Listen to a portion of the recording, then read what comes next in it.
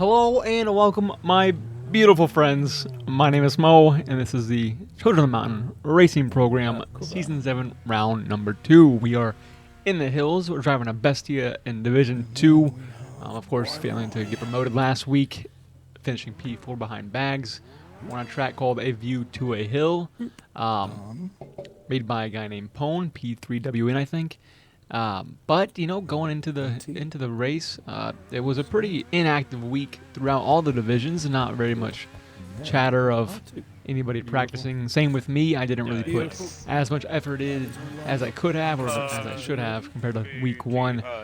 Going into the race, only hitting like I think there were a few 37s, 237s I was hitting, and then of course some 38s. But some standout guys, you know, from the demotions from D1, Poop Slave and Vanity, both hitting 35s a couple times in the week, as well as Arctic, starting in the front. But you know, yeah, going into the week, could have prepared a bit more, but as just looking for a good spot, looking for an ideal, nice clean race, and see what happens. Without, I guess, further ado, we'll go ahead and get right into it. 5 seconds to kaboom, I think. Yeah, I got the demotions and promotions starting behind me. I'm starting P8, I think it is, and we'll see what happens. But yeah, as I was saying, going into the race, I mean, just try to stay clean and such. Don't cause any incidents. Don't get any wrecks, as always. It's it's a hill track, so it's going to be a bit difficult to overtake in general. So as long as you're not caught up in anything, you should be okay. Paddle on my left, yeah, he has some pretty good non-contact battles. Got promoted from D3 last week, or round 1. So he's pretty exciting to race against. I don't know how much experience he has in racing events, but yeah, we had pretty much identical pace going into the race. But thankfully, actually, I found some delightful pace near the end of the race, or throughout the race.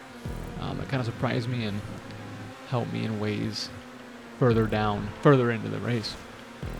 Into the tight and twisty bit. It took me a couple attempts to actually figure this route out, or the line through there. You know, got to roll through it and then accelerate instead of trying to whip things around. Careful in the tunnels for the electric boxes. Don't be hitting no nonsense. They're on both sides, at different parts of the tunnel. Pretty whack. But yeah, going up to the observatory now. I mean, we are pretty much P8 still. Keeping it nice and tidy into the long straight with a brake boost, a couple brake boosts. And unfortunately, Stig causes SpongeBob to go flying, and that's really the first big incident I think of this lap. It's unfortunate for SpongeBob. Come on, Stig. Do better. I'm just playing, man. Going in for the inside overtake, but I overshoot the corner. Just couldn't figure it out. The whole race I couldn't figure it out. The whole week I couldn't figure it out. I really couldn't, figure it out. I didn't really understand how to take that corner at all. And Burnout maintains the position. Well done there. Burnout. P6 though, which is nice. Paddle again, challenging the inside. Nice attempt there. Fortunately, I get the bumps and I keep the position. As for the pits, I mean, it was I think it was an 18-second delta, was it? Or it was 25? I can't remember the numbers. But given not as much damage on this track available to you, it really had a bit more options of when to pit. Really, given the low damage valued car or whatever, you could pretty much just pit to avoid traffic and not to pit to repair damage priority, which is nice. But yeah, there's your lap 1 of the View to a Hill. Keep getting 2 positions and kind of putting pressure on Burnout here. I guess we'll stick with this lap. I think some more stuff happens. Not gonna lie, this is my second take. I had one take this morning and I botched it because of bad clip management. But there goes Quicks and Brady. They cause an incident, and Dan kind of shocks me a bit. And I kind of hit Quicks apparently. And apparently I didn't actually cause too much trouble there. It looked like I hit him in the slowdown. I didn't quite hit him in the slowdown. He said it was all good. He said he was waiting for Brady, and so I'm not really sure what happened between them. But I was forgave, I don't know, of the little tap on his screen. In the tight twisty bit section now. I don't take it as cleanly as I could have. Still trying to get the momentum, like the feeling for the race. But Vanity from D1 is going to continue to challenge Dan and get past me through the tunnel section. So there's another position lost after gaining 2 positions from Brady and Quicks. I think that's all for this clip. But after a little oversteer there, they just walk away pretty much. Going back into the twisty bit section now. I think it's a lap later. I get kind of out of control on that curb, cause an incident there, and then I foolishly back into the line. I thought for some reason I'll just give the road as much space as possible. So I was maybe considering having the guys approaching go to the right of me, as that's where the most road is, and I can get off that quicker. I don't know. It was a mess either way. I apologize to Pato for that. We both predicted the wrong behavior of each other.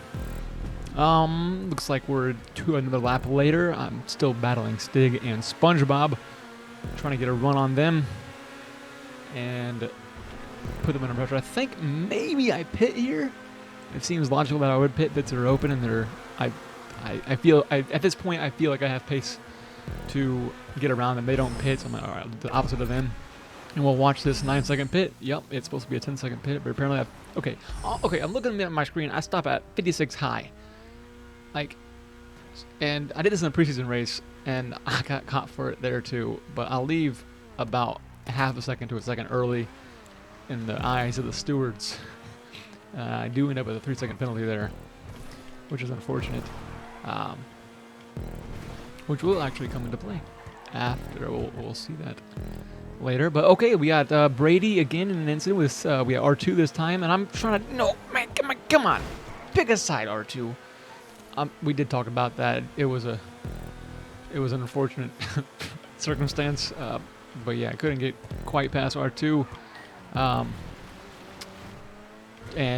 But we overtake Brady. I bet. I think I'm not sure who's pit now or 10th now. So who knows?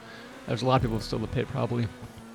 Challenging R2, put some more pressure on him, and see what we can do. I'm not really sure what happens. Maybe I challenge for an overtake here. I don't know. I still haven't. I think as the race is going on, I'm getting more and more confident through this section, which is actually getting me the time I didn't have in practice. But that feeling of pushing. Oh, get him. Yeah, through the inside. Just get the curbs.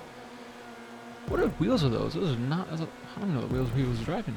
Oh, and he probably touched me on his screen, but we got really close to touching. That could have been pretty bad. But he respects the bubble, and I take the position for P9.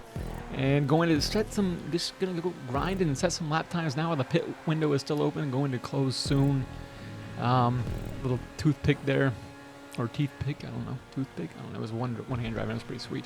With a 37.8 or 38 flat there. Next lap, going into lap 12. This is lap 11. Going into lap 12. There's a 37 flat there. It's not bad. Now I'm already, 37 flats like my new record. So 38.5 there.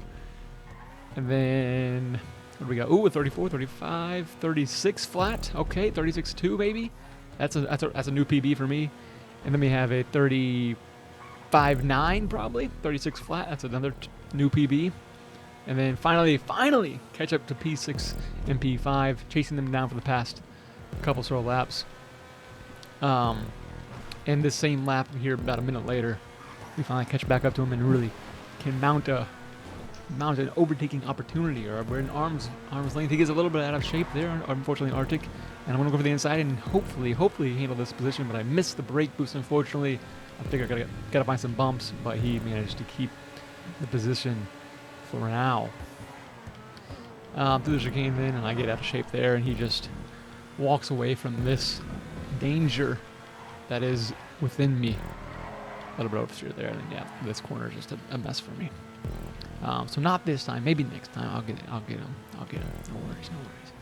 I think same lap still, we catch back up, and through this uphill left-hander, I definitely had more pace in both these two through this section, I think, as the race went on.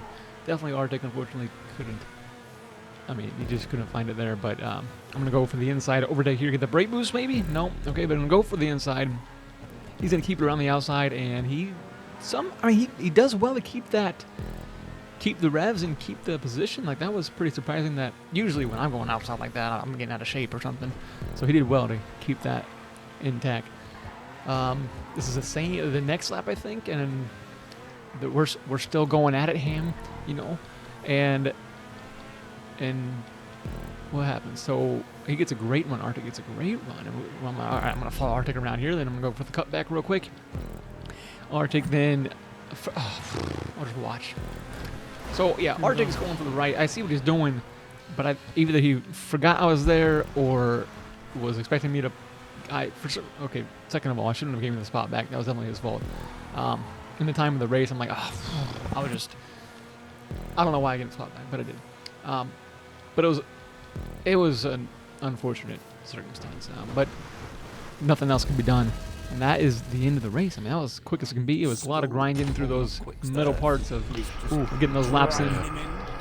GG to Arctic and Burnout for holding the positions. What do we got here? 35-0, 35-9.